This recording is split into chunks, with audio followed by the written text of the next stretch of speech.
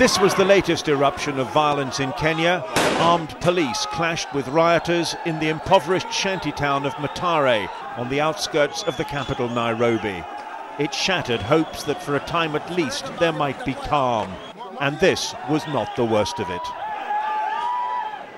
To the north, in the town of Eldoret, buildings lay in flames. This was the scene of an appalling massacre, the worst single act of violence since the trouble began.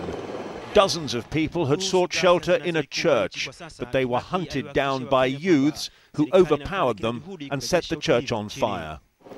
The violence here, as elsewhere, is largely tribal. The victims in Eldoret were mostly Kikuyu, the same ethnic group as President Mwai Kibaki.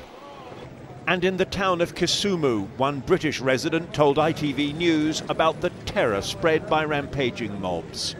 We woke up with the sound of the gates being pushed by many people outside, and it was extremely frightening. We had all these children in the house. They climbed trees, the children, to try and hide from this angry mob outside. Meanwhile, we managed to get in touch with the police, and they managed to come down with some tear gas and frighten the mob away before they broke the gate down. Meanwhile, the conduct of the election that returned President Kibaki to power has been criticised by official monitors.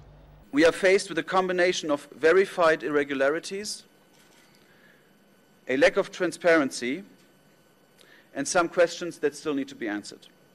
You will understand that for these reasons, we continue to harbour doubts about the accuracy of the result of the presidential elections as announced by the ECK. As the injured are treated in hospitals, there are fears that there is worse to come. The authorities are trying to ban a protest rally on Thursday. The opposition say 1 million people will turn out. Tim Hewitt, ITV News.